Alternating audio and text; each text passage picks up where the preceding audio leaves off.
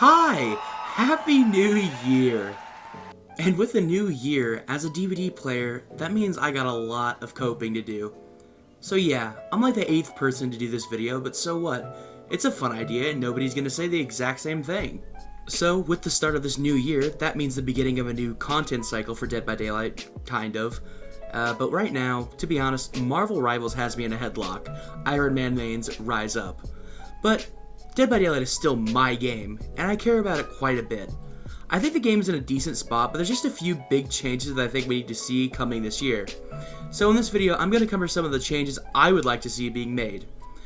I want to start by discussing the progression system.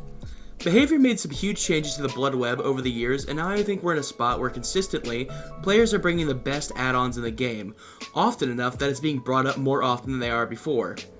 The biggest ones are brand new parts and syringes, which on their own, if only one survivor is running these add-ons, it's not really that much of an issue. However, when stacked, the add-ons become incredibly oppressive, making either generators finish incredibly fast or making resetting much faster than it usually is. And in a game where time is incredibly important for the killer, these add-ons make it a bit more difficult to manage your match with little to no skill from the other side. However, on the flip side, I would also like to see a mass rebalancing of the killer cast. I know Behavior looks at the roster differently than the community does for the most part, so this more than likely won't happen. But I would like to see the distance between the top tier killers and the bottom tier killers shrink a bit. Ideally, this would include nerfing the best of the best and buffing the worst of the worst. Just taking a look at the roster and the placements on the tier list will give you a solid idea as to the lack of consistency in the cast. I really do think that it's pretty much undeniable that as the game becomes more and more competitive, it's strange that Freddy and the Nurse could be playing against the same team on the same map. It's just a bit silly. I don't think you want to make every killer an A tier level of strength, but I want to see both sides of the extreme cutoff. Buff everyone out of D, nerf everyone out of S. I would also like to see yet another buff to blood points after Behavior hopefully nerfs syringes and brand new parts.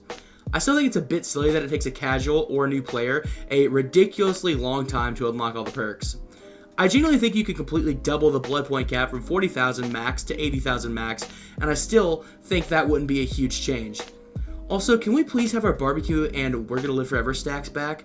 I don't understand why Behavior treats blood points like it's a genuinely important currency. If you think about it too, original barbecue and chili incentivized people to not slug so they could get their double BP for hooking all 4 survivors. I would also really like to see more blood hunts and blood feast. To be fair, Behavior's been doing these pretty often since September of this year, but let's pick this up in the new year. Maybe every other weekend to get extra BP. This would absolutely lead to higher player engagement, which would lead to more skins being sold, more money for the game, more content being made, etc, etc. It's a win for everybody. Honestly though, I can't believe I'm saying this, but I want less licensed content. 2024 and 2023, to a lesser extent, was choked full of licensed chapters and cosmetics in the store, and I'm a bit burnt out. Don't get me wrong, I still kick my feet and twirl my hair every time they add a character from a game or a movie that I love, but at this point, I'm ready for more original characters. The last 2 original chapters are really cool, that being Doom Course, which brought a not really a pirate but close enough, and our first actually evil survivor. Sorry, Yunjin, but Tori Kane is her. The original chapter before that was All Things Wicked, which brought the Unknown, which one day will be a money farming machine with all the awesome skin cosmetics we could see. Pair that with incredible gameplay and being genuinely strong, the Unknown is, quite frankly, a hit for killer players. And on the other side of the chapter, we have Sable Ward, who is the money farming machine. You see her multiple times a night, she already has a ton of skins, she's very popular, and in the future is going to continue to get a bunch of new skins. So the original content this year was really good, just very, very sparse. It feels like the powers are just so much more unique and interesting when they work on an original chapter because it's their character, not somebody else's. While Dracula is a favorite of mine and H3 is one of my Prestige 100 survivors, I find the licensed chapters becoming less and less exciting, while the original chapters pique my interest for weeks. Going off that, I understand that Dead by Daylight has to be putting out content consistently. I would personally, though, like to see the constant stream of content take a short break to put out a health patch.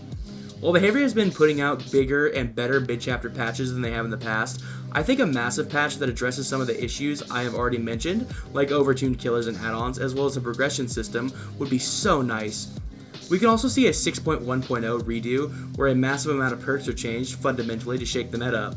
And while 6.1.0 gave us the worst meta the game has ever seen, I think Behavior learned from the mistakes they had with that patch.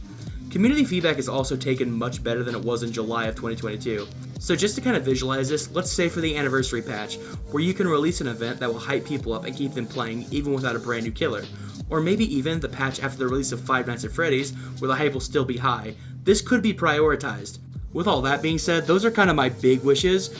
However, what I got next are kind of smaller ones. I'm not really going to go into these as much, but, you know, just still some nice things I would like to see come into the year. The first one I want to mention is a Ritual and Rift overhaul.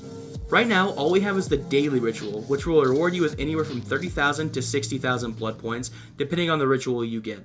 We keep the Daily Ritual how it is, because I think it's relatively okay. However, we also add a weekly challenge, which rewards you with 2,000 iridescent shards and 2 million blood points upon completion. This may sound like a lot, but it's really not. It's about 4 or so hours of grinding, if that. I would also like to see recycling challenges for the Rift, so, to be honest, I suffer from success in DBD. I've been playing since 2018, and the Rift started in 2019, if my memory is correct, and in that time, I have 100% of the Rift. No challenges are left, and as soon as they drop them, I finish them within a few days. Going off that, I would love to have challenges to put on every match, where upon completion, you get rewarded with 15k blood points, putting the rewards on the level with Tier 1 Rift challenges. Next up is more consistency in killer add-ons. For this example, I'll use Ghostface. His best add-ons combination for years was, and arguably still is, 2 brown add-ons, while killers like the Oni rely on higher tier add-ons. There's just no consistency. Some killers have worthless browns and yellows and strong purples. Generally though, this is fine for veteran players who can look at an add-on and have a general idea for how good it is, but with the new huge player wave we will surely have in the summer, this needs to be corrected so the game is understandable for newer players. Next up is a brightness setting. I play on console and I don't get access to filters past what my monitor allows me to do. Nightfall on console is one of the most annoying things in the game, genuinely. I've personally changed up the settings on my screen, but I don't think you should need to mess with your TV settings in order to be able to see where you're going. A graphics setting would be nice too, especially for last-gen consoles. Take it from me, when I was stuck on PS4 before I got my PS5, frame drops and frame rate in general was genuinely miserable, especially after Nemesis got released. Truth be told, most casual players are on console, so making the console experience as close to PC as possible would be beautiful and great. Because PC DBD is extremely smooth, console DBD can be a bit rough. The last thing I want to mention is one I am maybe the most hopeful for out of everything I've mentioned so far. I would like a major update to slugging. Right now, slugging is one of, if not the best ways to play killer.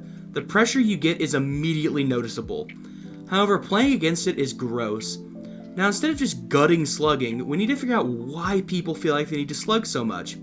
And while I could write an entire video about that very idea, it basically boils down to generators are very fast and taking the time to hook takes a long time. Making generators longer makes Survivor less interesting, but forcing killers to take that time to hook removes any chance of snowballing for the killer. And while I don't know how to fix the issue, thankfully I'm not a part of the balance team, I'm a person with a microphone and bad jokes. But this has to be a known issue, and I hope early in 2025 we'll see a way to alleviate the slugging meta without hard nerfing killers. Well, that's my wish list for 2025. Let me know what you think in the comments below, and maybe leave your own wish list if you'd like. This should end up being the end of my New Year themed content. I should get back to my usual stuff pretty soon.